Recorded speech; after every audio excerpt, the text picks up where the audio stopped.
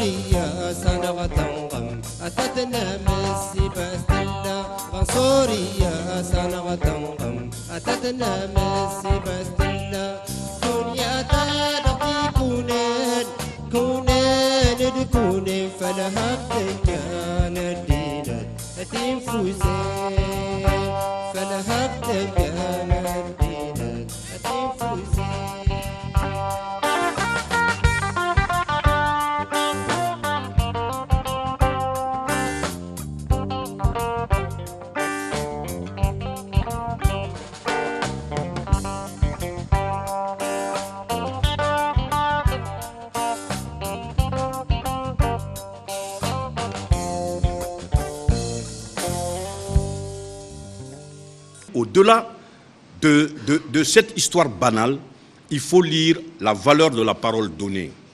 Il faut dire le responsable, comment le responsable doit être humble, comment le responsable doit faire preuve d'humilité et comment le responsable doit pouvoir se sacrifier pour le bien-être de ces populations. Comme je le dis très souvent, quand on est chef, il faut qu'il y ait quelqu'un en dessous. Voilà un peu les rampants. Et Monsieur Maïga, je suis aux questions des uns et des autres, s'il y en a bien entendu. Hiya.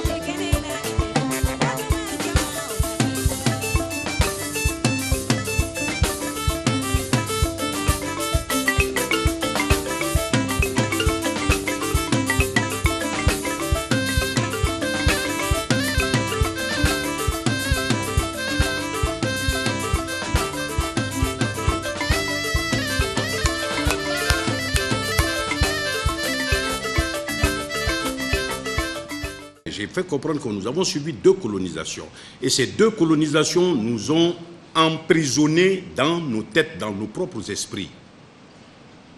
Et tant qu'on ne pourra pas rompre les murs de ces 2 prisons, on ne s'en sortira jamais.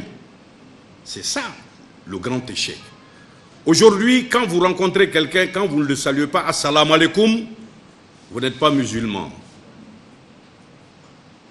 Aujourd'hui, parce que nous avons compris, vous vous arrêtez pour uriner aujourd'hui, on vous dit que vous n'êtes pas musulman. On ne sait pas pourquoi l'arabe s'accroupit pour pisser. On a l'impression que tout ce que lui, il fait, c'est ça la religion. C'est ça le mal chez nous. Et on a l'impression aussi que tout ce que l'homme blanc fait, c'est ce qui est bien. Ce que l'occidental fait, c'est ce qui est bien. Et nous n'avons pas pu encore nous départir de cela parce que nous sommes toujours colonisés. Nous sommes colonisés politiquement, nous sommes colonisés économiquement, nous sommes colonisés intellectuellement, nous sommes colonisés mentalement. C'est ça le mal. Et on ne pourra pas s'en sortir maintenant. Hein. Ça va être difficile, très difficile. Et quand je dis, j'écris le français parlant Bamanankan, vous avez vu que c'est les éditions Djamana qui ont édité le livre. Je n'ai pas cherché à être édité en Europe. Parce que le problème de l'Africain, c'est ça. Quand ça ne vient pas d'Europe, ce n'est pas bien. Quand ça ne vient pas de la France, ce n'est pas bien. Quand c'est un blanc qui le dit, ah là, on est d'accord. Non, c'est le blanc qui l'a dit. C'est normal. Mais quand c'est un Africain qui le fait, il faut qu'il le justifie, il faut qu'il dise pourquoi. C'est ça le mal de l'Afrique, mais on n'y peut absolument rien parce que nous sommes moulés comme ceci, nous sommes moulés comme cela. Quand nous allons étudier en Europe, nous revenons. Quand nous revenons, nous venons produire ce que nous avons appris là-bas au lieu de venir l'adapter à ce que nous avons chez nous ici. Moi, je le dis souvent à des gens. Souvent, quand on se rencontre, je leur dis, vous savez que la contraception n'a pas commencé par la MPPF. Nos anciens pratiquaient la contraception. Et dites-moi, quand vous sentez qu'il y a une brûlure sur votre peau, vous sentez qu'il va y avoir un furoncle. Nous, nos anciens nous disaient, la première salive, tu la mets dessus. Ça passe. Le furoncle ne verra jamais, il ne va jamais poindre. Rien qu'avec la première salive. Donc ça veut dire que la première salive a quelque chose de très efficace contre, c'est un antibiotique très puissant. Mais nos médecins, nos docteurs qui arrivent avec des professorats de ceci ou de cela, est-ce qu'ils ont fait des recherches pour savoir les vertus qu'il y a dans la salive? Pourquoi les anciens traitaient cela avec ça? Même quand vous avez une plaie qui tarde à guérir, le matin à votre réveil, votre première salive, mettez-la là-dessus. La plaie va guérir. Pourquoi? Nos médecins doivent le savoir. Mais quand ils viennent, c'est pour venir répéter ce qu'ils ont appris là-bas. Cela n'a rien de constructif pour l'Afrique. On ne fait que développer leur culture à eux, pas la nôtre. Et c'est la raison pour laquelle je vais répondre à la question de l'autre là directement. L'Asiatique, quand lui il va, Monsieur Mitsubishi, Monsieur Honda, Monsieur Kawasaki, quand il quitte le bureau climatisé du 25e, 26e étage, quand il entre chez lui dans sa Mercedes blindée, il arrive chez lui, il enlève la veste et la cravate, il met son kimono, il se met sur son tatami, il mange avec sa baguette. Tel n'est pas le cas chez nous. C'est pourquoi quand quelqu'un a un petit salaire, il peut avoir, il prend plus la bouillie, il mange plus le tout à la maison, le nyenyenkino on n'en parle pas, il mange d'abord à la fourchette, il mange à table. C'est ça. Et c'est regrettable, moi je ne cherche pas l'académie, mais parce que nous avions notre académie chez nous ici. C'est chez le Bamana, le 7x7, 7x7, 49. De 0 à 7 ans, l'enfant, il est dans les girons de sa mère. Moi je dis, il est dans les pieds de sa mère. Là-bas, c'est un fait. De 0 à 7 ans. De 7 à 14 ans, il devient Bilakoro. Il devient Bilakoro, il chasse le margouya. Il chasse le ntonfréqué.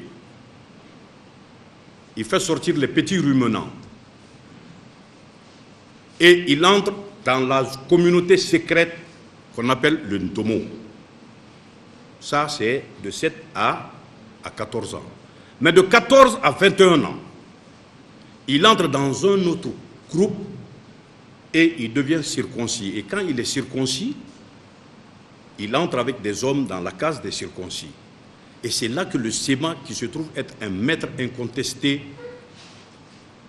de l'occultisme, leur enseigne l'histoire, la géographie, les sciences naturelles, la géologie, les vertus des plantes, tout ce qu'il y a à savoir, la solidarité, la bravoure, l'honneur, on leur enseigne tout ceci et tout cela. Et après ces 7 ans, c'est à partir de 21 ans, il entre dans un autre groupe d'âge parce qu'il a accédé maintenant au Komon. Il a quitté le Ndomo, il a accédé maintenant au Komon. Et ainsi de suite, il évolue. Quand il a fini, quand le Séma leur a enseigné le Komon, il peut siéger maintenant au conseil de la communauté avec voix consultative seulement. Et de 21 à 28 ans, il peut prendre femme. Une fois qu'il a pris femme, il accède au Corée. Et une fois qu'il a accédé au Corée, ça c'est une sorte de spécialisation dans le domaine qui lui a été enseigné dans le biré, ça veut dire en fait dans la case des circoncis. Et une fois qu'il a eu accès à ce Corée, il évolue et de 28 à 35 ans, il peut partir ailleurs pour parfaire sa connaissance. Il va ailleurs pour pouvoir avoir d'autres connaissances, pour apprendre auprès d'autres maîtres des sciences occultes. Et une fois qu'il a fini ceci, après avoir approfondi ces connaissances-là, il est élevé à la dignité de Ségué. Ségué parce qu'il peut partir partout où il veut maintenant. Il a une somme de connaissances. C'est cette somme de connaissances qui lui permet d'accéder au titre de Nama. Et quand il accède au rang de Nama de 42 à 49 ans, il a accumulé une somme de connaissances, il prépare sa thèse, et quand il a fini sa thèse, il entre maintenant dans la catégorie des Dougas. Quand il devient Douga, à partir de là, il n'est plus Sifi, sans pour autant être Sidje, il n'est plus Sifi, mais il a un doctorat, sinon plus. Il a un professorat, sinon plus. C'est ça, cette évolution, M. Diko. Et il faudrait qu'on en ait conscience parce que tous ces mécanismes-là existaient chez nous, mais on les a laissés tomber au profit de la culture de l'autre. Et c'est cette culture de l'autre que nous sommes en train de promouvoir au détriment de la nôtre. Et c'est ce qui est regrettable. Nous ne sommes pas nombreux ici, ceux qui peuvent te compter leur arbre généalogique jusqu'au 7e niveau. Le nom du père, du père, du père, du père, du père de ton père, du père de ce père, jusqu'au père de celui-là. On n'est pas nombreux qui pouvons le faire. Mais c'est cela aussi. Parce qu'on dit, connais-toi toi-même. Socrate l'avait au fronton. Mais chez nous, on dit, Didon, Sodon, Yéredon, de Nuronté. Mais nous, on ne se connaît pas. On connaît plutôt l'autre plus que nous-mêmes. Voilà un peu ce que je peux répondre à votre question.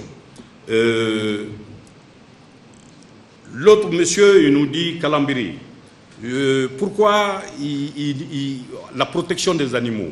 Il ne faut pas vous cantonner tout juste au margouillat ou au crapaud.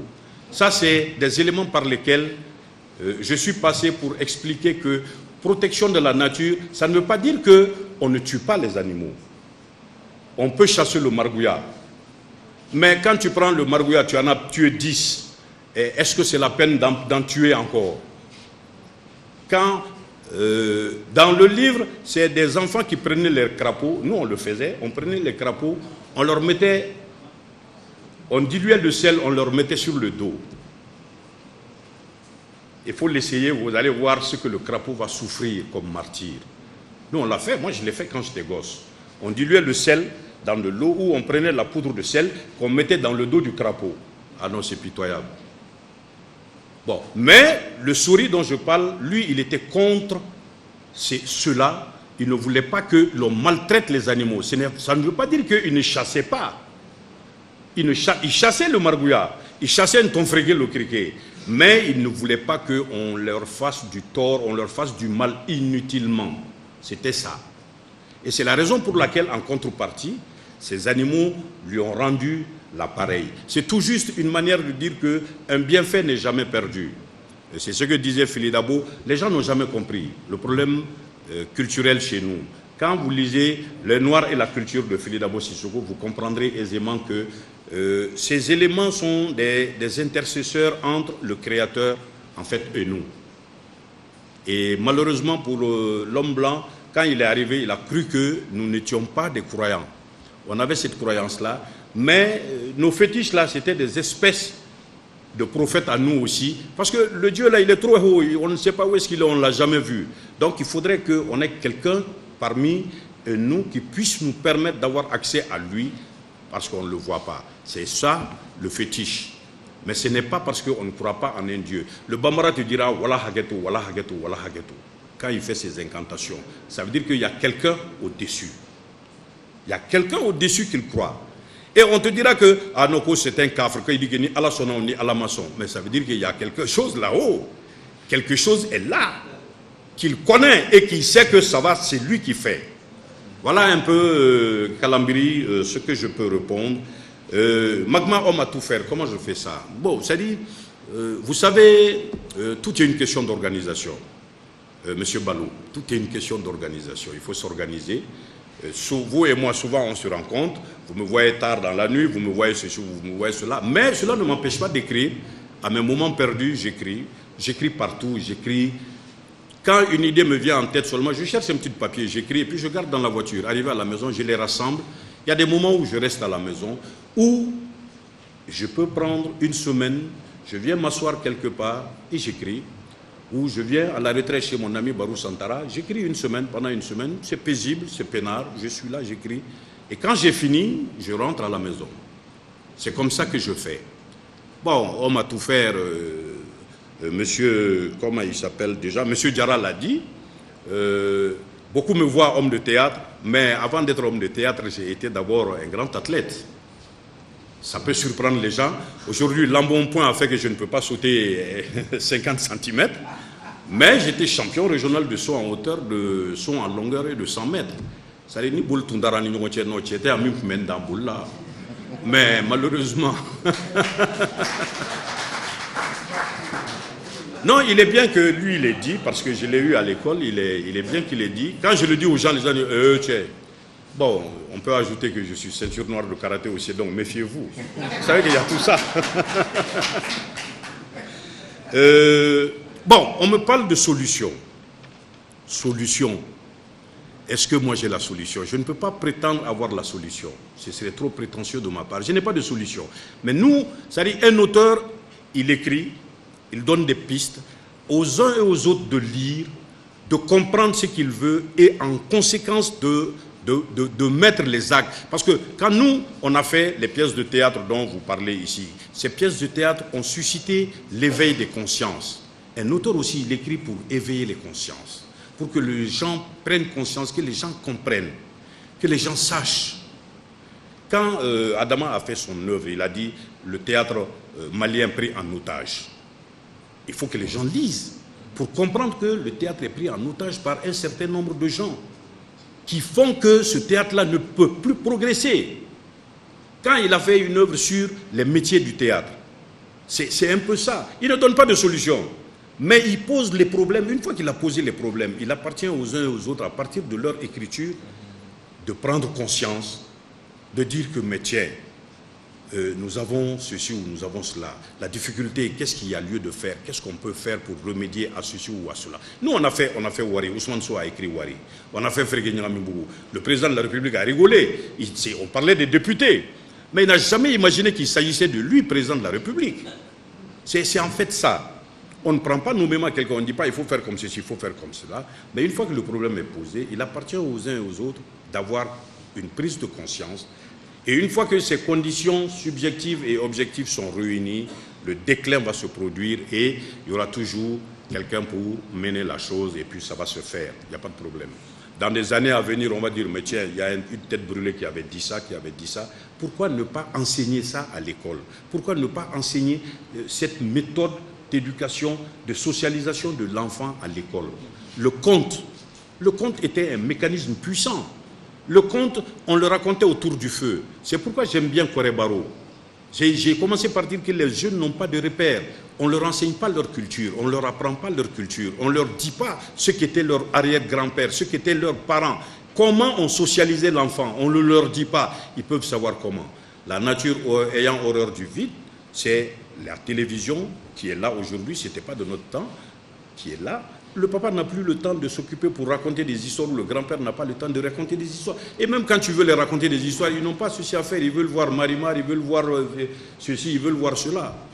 Mais il nous appartient à nous, décideurs, de faire comprendre que nous pouvons donner des produits à nos enfants qui puissent leur enseigner les vertus cardinales de notre société. Afin que, comme Hiro Ito l'a dit, après la capitulation du Japon, afin que lorsque nos enfants iront dans ces pays-là, qu'ils aillent apprendre tout sauf leur culture.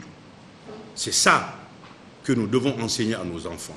Aller en Europe, c'est très bien, mais allons apprendre le savoir pour revenir chez nous avec ce savoir-là, en leur laissant à eux là-bas leur culture pour venir améliorer notre culture à nous ici. C'est cela, les différentes pistes. Bon, il faut que l'on prenne conscience, M. Diarra. M. Diakité me dit, est-ce que je ne me suis pas inspiré de Bernard Dadier? De quelle œuvre de Bernard Dadier? Hein? Le Clembier. Oui, bon, j'ai lu Clembier. J'ai lu, Moi, j'ai beaucoup lu. Et le problème de la jeunesse maintenant, c'est qu'elle ne lit pas. La jeunesse ne lit pas. Mais malheureusement, comme je l'ai dit, je me suis surtout inspiré de beaucoup plus de Amadou Hampâté-Bâ et de Massa Makan Diabaté. Bernard Dadié, je l'ai lu, j'ai lu Ousmane Sosé, j'ai lu tout ceci, mais malheureusement, eux, ils ne m'ont pas inspiré. Ils ne m'ont pas du tout inspiré. Mais les rampants, c'est cette histoire-là de ramper, et c'est venu à partir de notre constat, cette pauvritude. Le fait qu'on soit riche de la richesse d'autrui et pauvre de notre propre culture. Parce que Cheikh Hamidou Kane l'a dit dans l'aventure ambiguë, quand il explique que la Grande Royale dit que on va les envoyer, il faut qu'ils aillent apprendre leur savoir, qu'il faut qu'ils aillent apprendre leur technique, leur connaissance, mais pas leur culture. Et c'était ce dilemme qui a eu le héros de l'aventure ambiguë. Il ne sait pas qu'est-ce qu'il faut garder. C'est la question qui se pose, ce que tu apprends de l'autre, est-ce que ça vaut ce que tu perds de toi? C'est un peu ça la difficulté. Et ensuite, Soumoutera, vous savez que tous ceux qui ont levé la tête en Afrique, on les a éliminés. Tous ceux qui sont levés, on rampait hein, et on rampe toujours, mais tous ceux qui se sont levés, on leur a coupé la tête. Carrément, ils sont tous morts. Tous ceux qui ont compris que l'Afrique doit être mise ensemble, l'Afrique doit aller à l'unité, l'Afrique doit être à ceci ou à cela, ont tous été éliminés. Éliminés par leurs propres frères. Ce n'est pas l'occidental qui vient les tuer. C'est nous-mêmes qui les assassinons. L'exemple le plus frappant, c'est Losseguo-Ifo Kwame Nkrumah, le chantre, le père du panafricanisme. Où est-ce qu'il est aujourd'hui? On l'a éliminé parce qu'il voulait l'unité africaine. Et quand ils se sont retrouvés à Addis Abeba pour glisser directement dans ce machin-là, à partir de l'Afrique, quand ils se sont retrouvés à Addis Abeba pour former l'organisation de l'unité africaine, voilà que déjà ils se sont divisés en groupe de Casablanca et en groupe de Monrovia. C'est grave. Des gens qui sont venus pour faire une unité, ils sont allés, ils ont fait déjà deux groupes. Un groupe de Casablanca, un groupe de Monrovia. Bon, quelle unité? On va faire quelle unité à partir de là? Déjà, l'OUA, l'Organisation de l'Unité africaine, est née divisée. C'est ça. Et on ne le dit pas, mais c'est ça la réalité. Et jusqu'à aujourd'hui, l'Afrique est partagée entre ces deux grands clans, le groupe Casablanca, le groupe Monrovia. On a tenté la fédération du Mali, avec le Mali, le Bénin, bon, je ne dis pas le Dahomey à l'époque, la Haute-Volta, le ceci ou cela. On a créé le Conseil de l'Entente pour mettre le pied dans ce plat-là, afin que cela ne voit jamais le jour. Plus près de nous, bon, pas plus près, mais Lumumba, on l'a éliminé. Pourquoi? Pour la simple raison qu'il voulait cette unité-là. Et on a tué Kadhafi devant tout le monde ici. Personne n'a levé le doigt. Voilà quelqu'un qui luttait pour l'unité africaine. On a dit qu'il se proclamait roi de l'Afrique. Voilà ce que l'Occidental nous a dit. On en a pris tellement conscience que finalement on a dit, oui, c'est vrai, on l'a tué à cause de ses idées, à cause de ce qu'il voulait. Parce que si l'Afrique, quand nous serons unis, ça va faire... Ah oui, quand nous serons unis, ça va faire mal. C'est Tikenja Fagoli qui le dit, quand nous serons unis, ça va faire mal. Comme le Royaume-Uni et comme les États-Unis. Mais on ne sera jamais unis. Thomas Sankara l'a essayé, on l'a éliminé. Mais il a mis les Burkinabés au travail. Aujourd'hui, tout le monde est fier de porter le Faso d'Anfani. Mais nous, ici, on est encore au stade où on traîne les pieds. Paul Kagame, il a osé au Rwanda. Aujourd'hui, le Rwanda a fait un grand pas en avant. Et l'Équato-Guinéen, il a développé carrément son pays. Avec les richesses de son pays, il les a développées. Mais nous, nos richesses à nous ne servent qu'à la famille qui est au pouvoir. C'est grave. Voilà un peu, monsieur le modérateur, ce que je peux donner comme réponse aux différentes questions qui ont été posées. Pour la prochaine édition, on va se retrouver ici. La prochaine édition du Festival sur le Niger, c'est bientôt. Et d'ici, Dieu nous prête longue vie, on va se retrouver. Donc, c'est pour que vous puissiez aller en ville, pour que vous puissiez vous renseigner, que vous puissiez chercher. Parce que dans la société traditionnelle africaine, c'était ça aussi. On donnait aux jeunes la possibilité d'aller chercher auprès des vieilles personnes. Et vous vous rendrez compte que les jeunes n'ont pas de repères, vous l'avez dit. C'est ça, l'exercice. Donc, moi j'ai les noms, mais je ne vais pas vous les donner aujourd'hui. Il faut chercher. Si Dieu nous prête longue vie, on va se retrouver et puis on va corriger le devoir. Le nom des mois et des jours. Monsieur, je remonte directement à monsieur Traoré. Monsieur Traoré, les mois, ce n'est pas selon le consensus.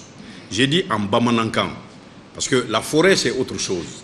Quand le Mandé s'est étalé, le Mandé s'est élargi, à partir de ces migrations-là, la disparition des Mandékas, pour ceux qui peuvent lire en fait Django et Bokar Sissé, vous comprendrez qu'avec la dispersion des Mandinkas de Massamakan Diabaté, vous comprendrez aisément que les Mandinkas ont essaimé et ces langues bambaraphones-là, c'est de ça dont j'ai besoin, que ce soit en Manding ou en Bamanankan, le nom des jours et le nom des mois. Parce que le nom des jours, c'est à partir de la colonisation, en fait, disons, arabe, et le nom des mois, c'est à partir de la colonisation occidentale. Donc, monsieur, il ne s'agit pas du grand consensus. Hein? Mais je veux la savane. Comment on appelait les jours, comment on appelait les mois. Et l'essentiel, ce n'est pas dans le titre, monsieur Abdul Karim Goïta. L'essentiel, ce n'est pas dans le titre. L'essentiel, c'est quand vous lisez les rampants. Selon vous, quand vous voyez les rampants, ceux qui rampent, celui qui rampe, il est toujours le ventre à terre, c'est le margouya, c'est le bassa, c'est celui qui n'a aucun pouvoir, qui ne peut rien dire, qui ne peut rien entreprendre, qui ne peut rien faire de lui-même, qui ne croit en rien en son intérieur. C'est ça les rampants. Parce que quand on a dit, le premier qui se lèvera de ce lieu sera le prochain. Pourtant, il y a des gens qui avaient effectué le pèlerinage à la Mecque. Il y a des gens qui étaient très érudits. Il y avait des imams. Lisez le bouquin, vous verrez que... Parce que c'est pourquoi on a dit, la mère de ce monsieur, c'est le plus grand commerçant de la localité du royaume. Il était riche, riche et immensément riche. Ça veut donc dire que c'est tout le royaume qui était à ses obsèques. Et dans tous ces royaumes-là, tu as un imam, deux imams, trois imams. Il y a des tas d'imams qui étaient là. C'était des connaisseurs. C'était des hommes, que ce soit des hommes de droit, que ce soit le droit traditionnel, le droit de... Ils étaient tous présents. Mais ils ont rampé parce qu'ils n'ont pas foi. Malgré le fait qu'ils soient des érudits, ils n'ont pas foi en Dieu qui se trouve être là. Parce que si tu te lèvais, tu vas mourir.